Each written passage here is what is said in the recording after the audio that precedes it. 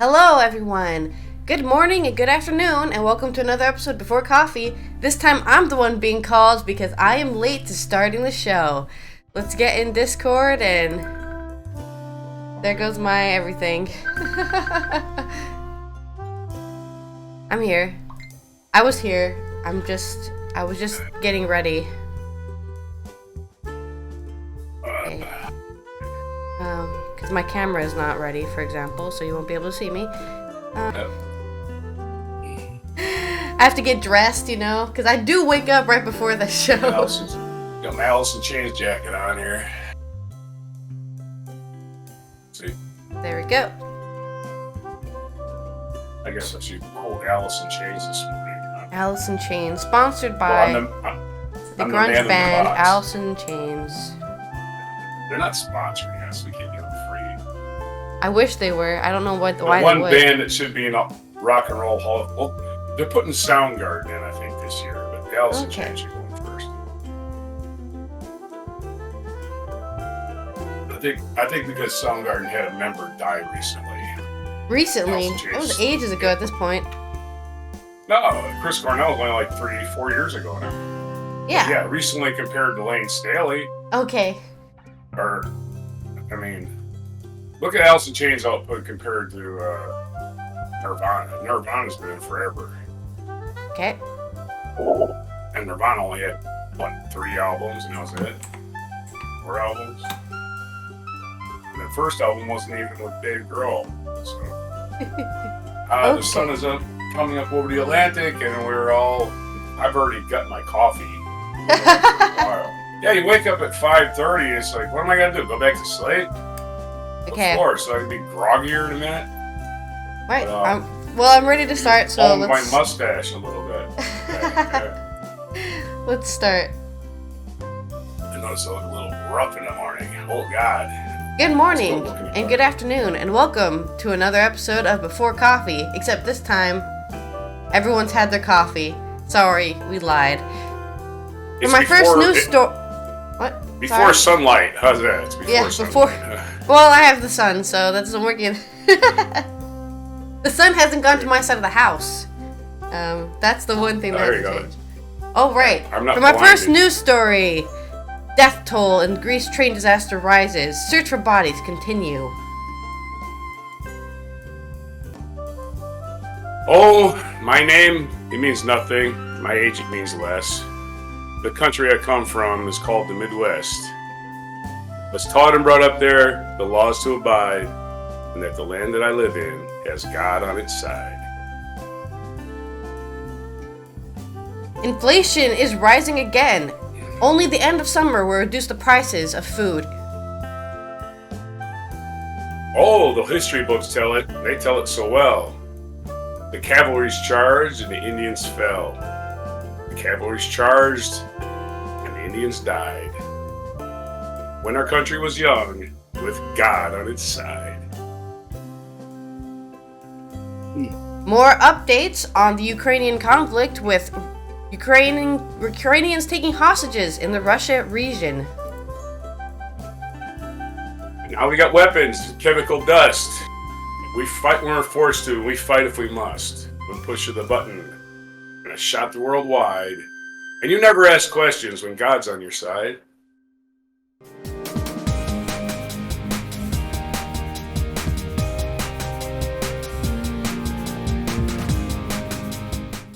Brain power to do the intro and also report on our first news story.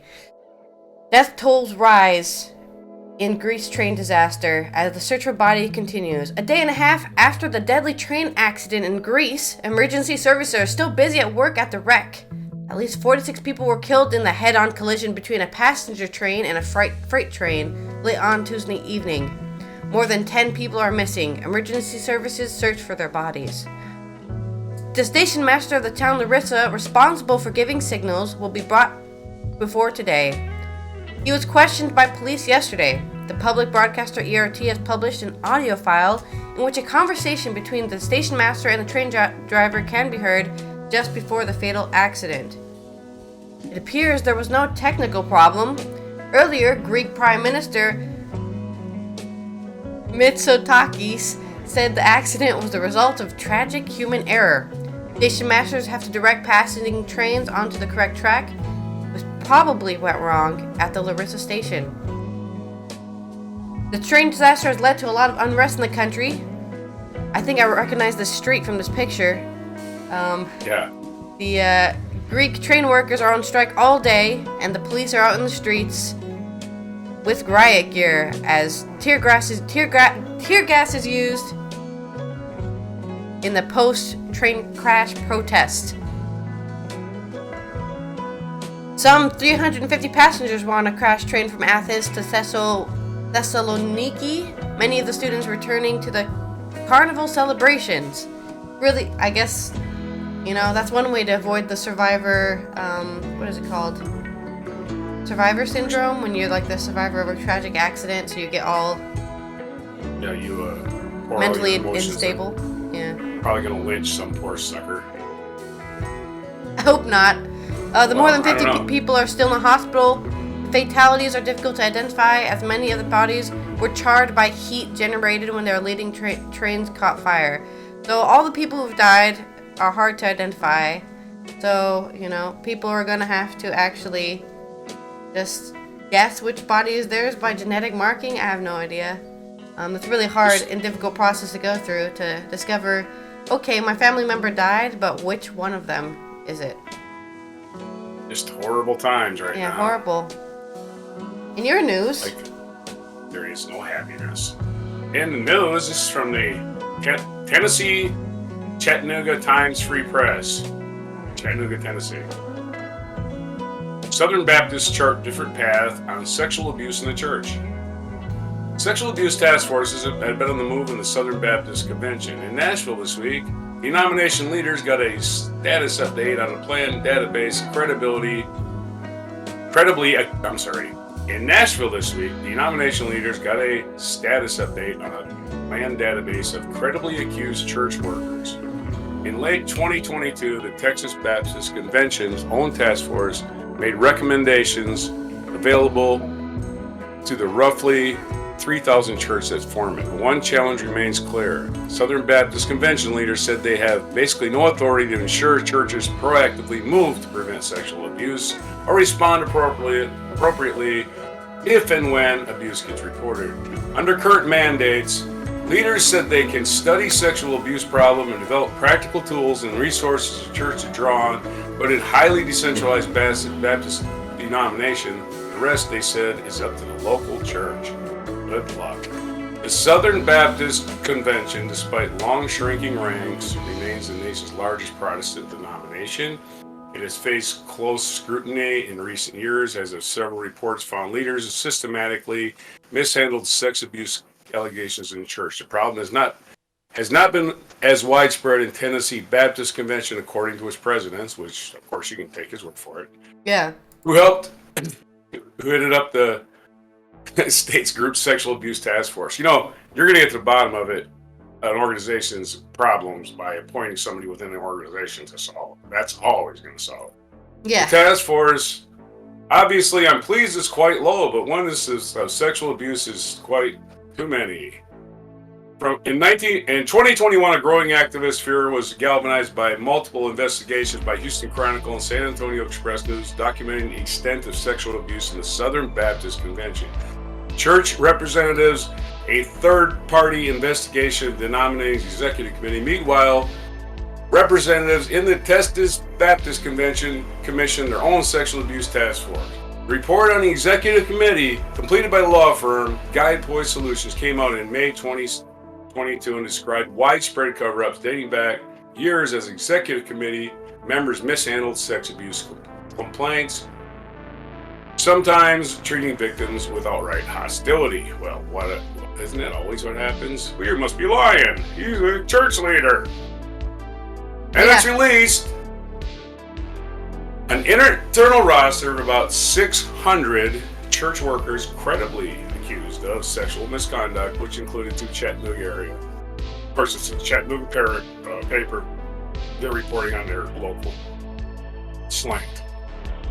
Two Chattanooga area pastors who were convicted in the 1990s and 2000, respectively, of abusing children. Several other Tennessee pastors and church violators also made the list, which Southern Baptist Convention leaders have maintained, but long resisted publishing, according to several reports. Yeah, we know there's child molesters out there, but yeah, let them do their job. We can't get anybody to replace them. Somebody molested about 10 kids. How many is that? Out of a million. Whatever. No, they're going to rationalize the shit out of this forever. Yeah, they are. But again, we are having congressional hearings about grooming children. Why aren't these people being in the 6,000 watt Klieg lights of, why do you get away with all of this forever and ever and ever? Oh, because we get people to believe a bunch of crap. Oh, okay. I wish I could do that. I wish I could make people believe a bunch of crap. That would make my life easier. Men in drag are groomers. In economic news, that's what they tell you. Anyway, go ahead. In the Netherlands, inflation is only rising in the first time in months. In February, inflation rose from 7.6 to 8.0. It's mainly food and drink that's become even more expensive. In the autumn, inflation peaked at more than 14%. Subsequently, inflation declined. That has now come to an end. Inflation has rose in several other European countries also in the past month. From figures from Statistics Nederland show that food, beverage, and tobacco were 15.1% more expensive in February than a year ago. Looking at a graph, which nobody can see, but maybe I'll put it in the edit. Around. We have 2% during the Corona crisis lockdown, when the energy prices went up at about November in 2021. That was when we got to 6%. Then the Ukrainian war happened. It went from 9. It kind of peaked at 9, and then the Ukrainian war happened, and then it went to 8.6. That was and then the gas prices going up, raised it all the way up to 14 in September of 2022, and then it went all the way down to 7.6 at the end of December, and now it's looking like it's going back up. All the way down to 7.6. That just sounds so sad. Yeah, it is pretty sad. In the United States, honestly, the Corona crisis was great for the economy. It looks like it was great for inflation. In other words, Netherlands would kill for the inflation the United States has, that we complain about constantly. Yeah, of course. But the Netherlands were like 5% inflation. Holy shit, we love that. But inflation, again, economics is not a science. All right, inflation, even though it's a measurement of the current economy or last month's, kind of a little bit of lag in it. It's not a precise measurement either, and it doesn't necessarily anything that you can point to a cause to. It could be supply issues, it could be demand issues, it could be greed issues. For example, inflation the problem has here, many causes, and there's no one fix. Yeah. And the only tool the government ever has to fix inflation is to punish poor people, and that is when they raise interest rates. We're going to slow down inflation by punishing the people with the least money. Yay! I don't know if that's happening here. It looks like what they're doing is just giving it time, because they're arguing right now that the cause is it's just not the time for food production. Of course, food prices are going to increase when it's the winter time and nothing can grow. So that's what they're arguing here. Of course, this is from Franz Mueller, the highest boss of Albert Heijn, which is one of our most expensive grocery stores. He said that he expected producers to lower the prices quickly. That's the agreements they've made with their suppliers. If raw material prices come down, so do the food prices have to come down. Speaking for the United States, the fuel prices are low now. It's under $3 a gallon here. So they're going down. So I don't know if inflation is affected by that. It's just one thing that affects it. Yeah. And you can't account for just whatever. There's a lot of just unrest in the world right now, of course. Europe has to deal with anybody that got any supplies from Russia was. Yeah, I mean, still here recover- it's still looking like recovering. Germany's inflation rose to 9.3%. Spain is at 6.1. Previously 5.9. Crops though, right? France has gone to 7.2. But Dutch inflation is still like the highest of those countries that they are talking about. But most of all of the Eurozone is 8.6 to 8.5%. So we're kind of on the average. There are countries out there that must be way higher, but they're not reporting it here. Yeah, it's March 2nd, and so they'll probably be reporting in February, probably Friday, tomorrow, maybe, for the United States. Yesterday, I just noticed one thing, man, the cops are out in full force. They are stealing money from poor people left and right. Holy crap. Just pulling people all over the place yesterday. All over the place. And I made the big loop yesterday, right? Yeah, I saw nothing but cops pulling people over out there in full force. First of the month. Holy crap. I thought they were out February 28th, they're out like crazy. Yeah, man. If you're in Southern Maryland, slow down, because they're out there collecting tax so they don't have to raise tax on rich people. Anyway, back to the real subjects. Another story, U.S. Marshals team up with California Native American tribe to address cases of missing and murdered indigenous people. The U.S. Marshal Service, this is from CNN. U.S. Marshal Service is teaming up with Native American tribe based in Northern California for a new push aimed at addressing cases of missing and murdered indigenous people, a growing crisis that tribe has not received enough attention. The Yurok tribe was chosen as the first pilot location for the federal agency's Missing and Murdered Indigenous Persons Initiative. Excuse me. That's what happens when I recall. MMIP, which is part of the Justice Department's efforts to address disproportionately high rates of violence experienced by Native Americans, including indigenous people, its website says. The Bureau of Indian Affairs, a federal agency aimed at enhancing life for Native Americans, estimates that there are more than 4,200 missing and murdered cases that have gone unsolved. The agency lists out many of the cases and photos of the missing on its website, but despite the numbers, cases involving indigenous people have largely gone under the radar, and advocates have been pushing for additional dedicated law enforcement resources and attention in the news media to the crisis, CNN reported. Authorities say they have long faced a number of challenges that have prevented them from solving cases. Police say in some cases it involves family-on-family crime, relatives refuse to provide information because they don't want the person responsible to go to jail. In other cases, there's limited evidence. CNN previously reported the tribal communities generally don't have doorbell cameras or exterior security cameras that help police investigate cases or suburban areas. The partnership with the Yurok tribe, which was announced on Tuesday, will involve a collaboration between the tribe and the USMS to share information, identity goals, and develop strategies for improving public safety for Yurok tribe, its members, and the broader community, USMS said in a press release. The Yurok tribe is currently the largest tribe in California, with more than 5,000 members, according to the tribe's website. The tribe has been a leader in the fight for crisis of missing and murdered Native American indigenous people and calling for programs to prevent future cases. In January, the tribe received a $350,000 grant from San Manuel Band of Mission Indians to hire a full-time investigator for ongoing and cold cases involving missing and murdered, according to CNN affiliate. The tribal leaders also recently requested $200 million from the state government to fight the crisis. I can't read, man. I see reported for requested. Please. $200 million from the state government to fight the crisis. The crisis spurred the FBI into action, listing the agency's intelligence resources best known for fighting crime and terrorism to create a master database last year of missing Native Americans in New Mexico and Navajo Nation, CNN previously reported.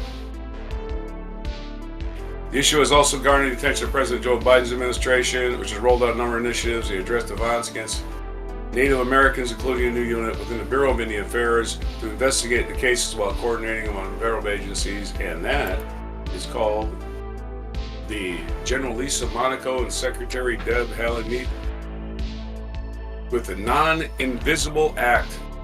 With a not invisible act. That's what it's called, the not invisible act. Commission. Your turn. Yeah, I've been following this on Twitter because I follow a lot of Native people on Twitter. And we love arguing with each other about what it is to be Native, and also about how nobody cares about missing people. Sure, they can pass their acts, but, you know, who's actually doing anything? Well, they're doing something now, at least. They started a trial program. Again, what really happens is we only pay attention to things when white people get enraged about it. Yep. You know? And it's really... We live in the dark ages. Yeah. If you think you're enlightened, you're a fool. Okay? I'm not going around saying I'm enlightened. I seek it, but I'm not. I still complain about dumb shit all the time. Yeah. Traffic lights. How enlightened am I? I'm yelling at a traffic light. Anyway. A street ornament. Right, yeah. So, we're the dark ages. Yeah. Bunch of white people in the United States complaining about shit all the time. And look, this is what's actually going on with real people's lives. Yeah. Stop complaining about your easy damn life, you selfish asshole. You're sorry. All right. Speaking of things not going easy, we're gonna go update our situation in the Ukrainian war. The advisor to President Zelensky yesterday said they will withdraw their troops from Bakhmut only if the situation becomes hopeless. We are not going to sacrifice all of our people for nothing, the economic advisor Oleksandr Rodyansky said in an interview with CNN. After months of struggle, Bakhmut has become a symbol of Ukrainian resistance to Russian attacks. The battle's estimated to have cost the lives of many thousands on both sides. And now we head to the day where the actual battle for Bakhmut is said to advance. The Russian army continues to advance in Bakhmut, says a senior officer of the Ukrainian army. The Russians have again carried out relentless attacks in an attempt to encircle the city. Has become a symbol for resistance. We already know that. All right. And at 8 a.m. Dutch time, Ukrainians are still holding out in Bakhmut, although they are under constant fire from Russians. Just like yesterday, the Ukrainian Army Command says that the enemy forces are storming the city and making progress. The army analyst says the Russians will lose the street fight and are therefore trying to surround the city. The Ukrainians can no longer be supplied. According to him, the Russians are suffering heavy losses. They send wave after wave. They bring in reinforcements with trucks and take the wounded out again with the same trucks. This goes on constantly, like an assembly line, 24 hours a day. At 11 a.m., Russian state media says the Ukrainian saboteurs have entered Russia and taken several people hostage in the Bryansk region.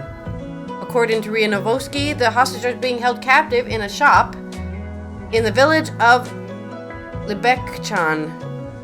There beforehand, they would have shot a car, killing an audience and wounding a child. According to TASS, the saboteurs entered the Zhabokchan and fought. A fight broke out with the National Guard. Another village, 15 kilometers away, is said to have been attacked with a drone. An advisor to President Zelensky says that Russians themselves are behind. The Russian Federation want to scare people to justify the attack on other country, and because of the increasing poverty after a year of war. The Little Mermaid in Copenhagen Harbor is smeared with the Russian flag painted on the stone she is sitting on.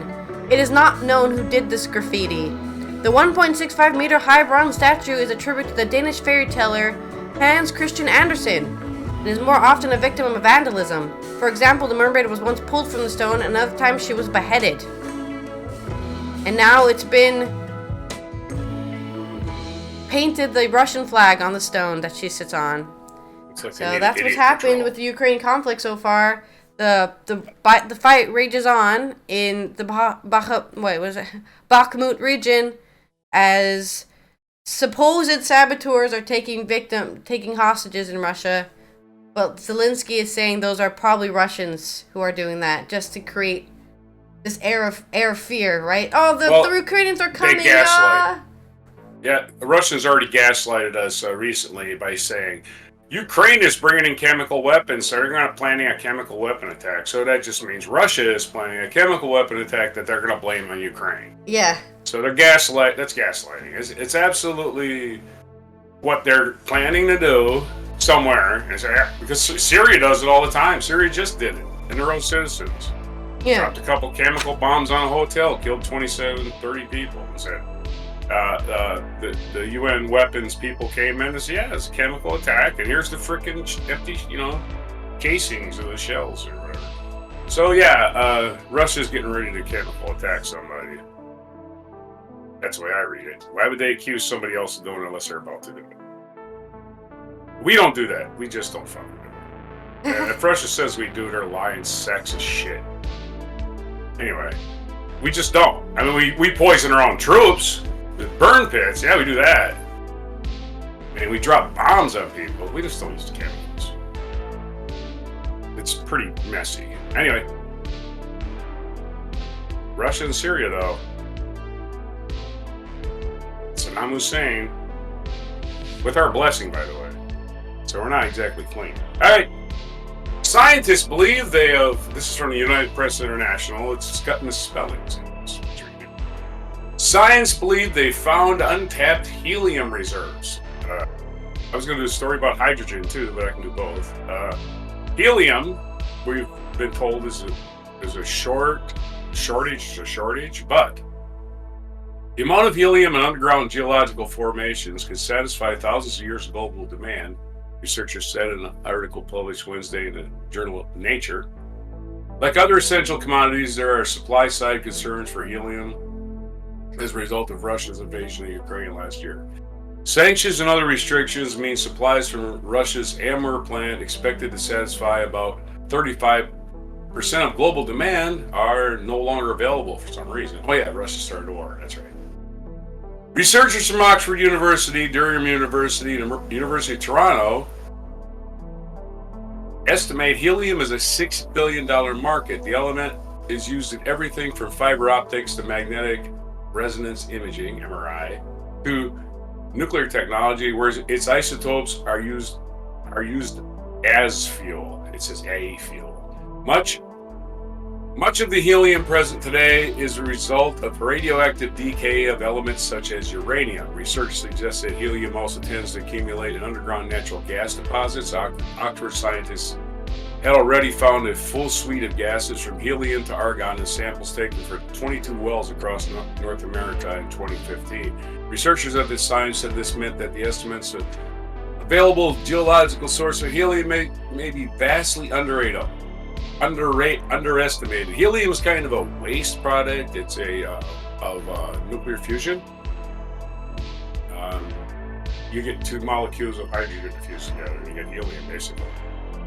It's a normal gas, and it doesn't interact with anything, so it's kind of easy to isolate. The back, and it's also makes your voice get real squeaky. The background radioactivity that regenerates helium, meanwhile, can also split water into its components of oxygen and hydrogen, another component of energy transition. That's where we get into hydrogen, which is a pure fuel that will burn and leave no carbon. Oh, wow. If we can harness the carbon within the Earth's crust, we will solve our energy problems.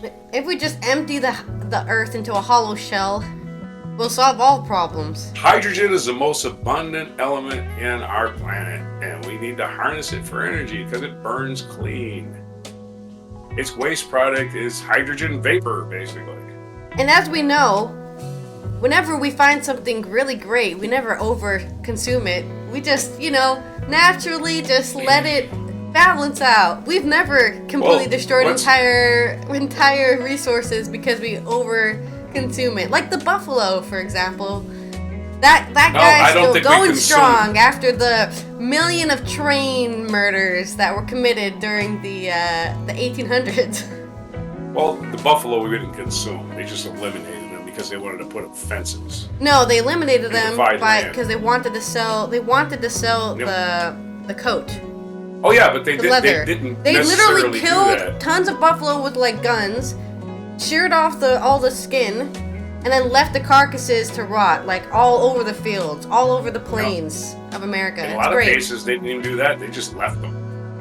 A lot of cases, they didn't do that. They just left them because they didn't have anybody to do that. They were going to rot in the field. They didn't care. They wanted to kill the Indian tribes, and they wanted to fence off everything. I'm just saying, yeah. It's great to hear that hydrogen is so abundant, but it's not going to be very long. Well, you can't compare hydrogen to a buffalo. Yeah, no, hydrogen is always going to be here as long as we have water. So I don't think there's any worries of that going anywhere, anytime soon. We're always going to have water. Time for Mad Max to become a reality. The whole world's going to be still going to have water. The water's not going anywhere. Anyway, it may freeze, it may evaporate, but it's not going anywhere. It's staying on this planet. But if you use chemical processes to make water into energy, and the leftovers isn't more water, gets recycled, doesn't go anywhere. I mean, the carbon doesn't go anywhere. I mean, the carbon goes in the sky. Yeah, but how do you make that carbon back into water? Right, think about it. You have a pool of water carbon is not part of it. Carbon's that you separate and chemicalize into carbon. All that water is never coming back and turning back into water. Hydrogen fuel is already being mined. It has been for centuries. I mean, at least a century. The Hindenburg was filled with hydrogen gas. They got that. So we can mine hydrogen gas. There's just more efficient ways to do it, and there's more ways to unlock the hydrogen that's under the ground already. Yeah. It's just under our feet. It's not even in water. It's not being used by anything. It's already in gas form. It's making us float in the sky. Right. It's highly flammable, and like I said, no carbon footprint. You can't ask for a better form of energy. It's almost too good to be true. It's really hard to extract. That's what the problem is. Yeah. All right. So go next story if we have one. Okay, my final news is something to do with basketball and with the media. Widow of Kobe Bryant has settled millions over a leaked helicopter wreck photo. That's right, when the tragic basketball player and his daughter died in a helicopter wreck in California, rescuers on the scenes took photos of the wreckage and the bodies and forwarded them to colleagues. Vanessa Bryant then sued Los Angeles County for inflicting heavy emotional damage. Last summer, she was promised $15 million by a jury, but that amount has now increased, with a view to possible compensation for the 3 living daughters of the couple. During the trial, Bryant said she had constantly afraid her daughters would find the images on social media. We hope that her victory in the case and the settlement will put an end to these practices, Bryant's lawyer explained in the deal. There is now a law in California that prohibits emergency workers from distributing images of an accident or crime without permission. I don't know why that needs to be made into a law. It's almost common sense, but yet again, it is California. It's not. Like, that's where people just do the scummiest of things to each other to get ahead in life. Let's be honest. That's what we have to make laws for the. All laws are made for the lowest common denominator. Yeah. Not you and me. For the really stupid people that can't freaking cross the street without getting hit by a car unless you tell them, hey, there's a light that's red. Oh. Anyway. Anyways, she's now received $29 million in damages for compensation for those photos being just spread everywhere, and I can totally sympathize with the idea that you'll be just casually scrolling along on Twitter and then suddenly see the wreck of your father. That's really messed up. I'm astounded that kind of money can be had if you're rich enough to sue. Yeah.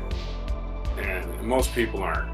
They get their lives turned up to shit. They try to sue and a lawyer's like, I'll never win the case. But if you're rich enough, you can force their freaking feet to the fire, hold them to feet to the fire to make them pay. You idiots are not going to do this again. Good for her, but I hope this money goes to victims of crime or something, and not some, I got 8 new cars, because I'm just saying, Nepo babies are the worst. And if they're just going to grow up and be criminals, I'm not saying anything like that, but I'm just saying, God, it's really, you're not poor. Yeah. You're not poor. Please give this money to victims of crime. not just give them to victims of helicopter. Give me more money because my daddy died. Yeah, well, no, it's the wife. Daddies died in Greece yesterday are not getting shit. It's the wife who sued, not the. I know it's the wife that sued, but it's on behalf of the children. And again, I said, as long as we're, God, it just seems like a lot of money that no crime victim ever gets, ever. Mm-hmm. And it's good that the police are playing, but if they're just gonna, I'll just drop it. I'll drop the editorializing because wow, right? Wow. Wow, $30 million from the cops. I think it was from the government or whatever, state. Yeah, and again, this will clean up police forces because they'll force the cities to hire better cops. They don't get sued all the time. You'd think that would sink in. Or maybe hire whoever I don't know who the rescuers on the scene were. Could have been anybody. EMTs, firefighters. Yeah. So, not sure who the rescuers Well, I'm just saying, anybody, they all work for this municipality, and we need to clean up this section of our city where everybody thinks their job is like tourism. Where they can hey, let me get some clicks on YouTube by putting my videos out there of my job, which is totally illegal. Taxpayers subsidize your job, and you should not be doing anything, freelancing at all while you're on the job. I can't do that.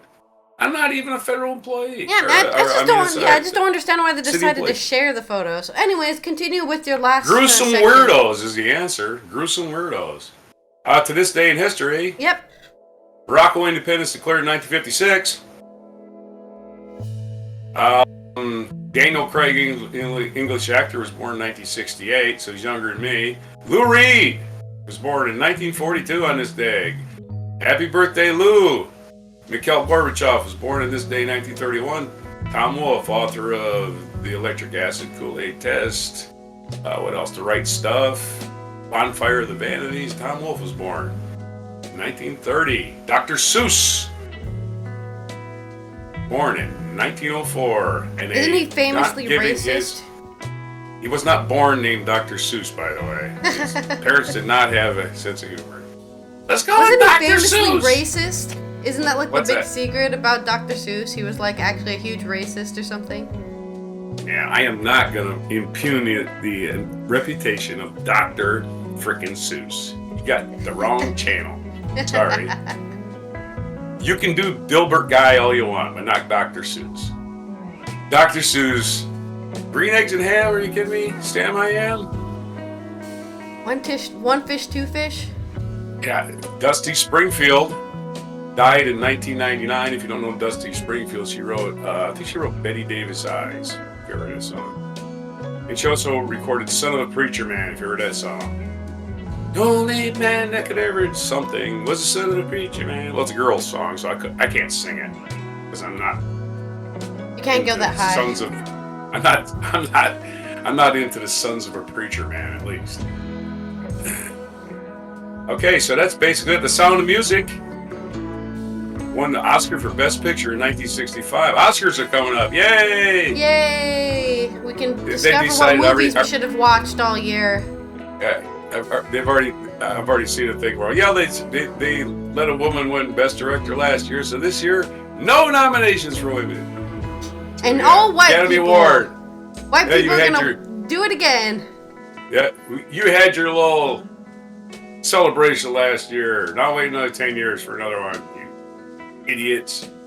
What are you thinking out there making movies without a penis? Anyway. You're right, man. It's like Hollywood. We don't give a fuck. We don't give a fuck. We'll do things for appearances one year, and next year we're like, back to normal. We give them their peanuts. Let them feast. The Oscars just get worse and worse, unfortunately. Used to be a good show. Used to be a great show, man. Billy Crystal holds in it, or Bob Hope, or whatever. Mm-hmm. Even when David Letterman, and that was a disaster. Even when David Letterman hosted, it was fun. Yeah, now it's just like, whatever. Well, that's been Allison trashing LA as usual because I'm not from the West Coast. So of course it's easy for me to trash LA. And I hope to see you tomorrow for some more updates on the Ukrainian war, on the Greece train disaster, and hopefully some happy news like a beautifully born donkey or something. Yeah. And I'll see you next time. Maybe we clone like Michael Jordan or something. I don't know. Or somebody decent. Let's clone somebody decent. Mother Teresa. I suppose she was a witch too. I'm sure there's cases of her. Let's just clone somebody decent. Let's clone Giannis Antetokounmpo. Let's clone him.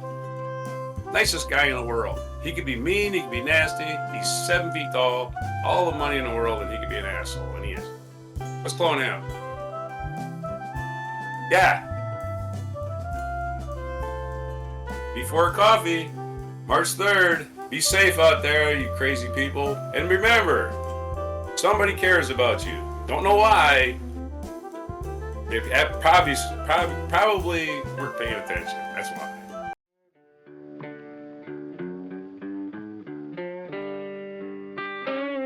Be sure to hit the like, subscribe, and notify buttons. And follow our other channels. Toxic Alley, History of Gravy, and Scratchy Old Records.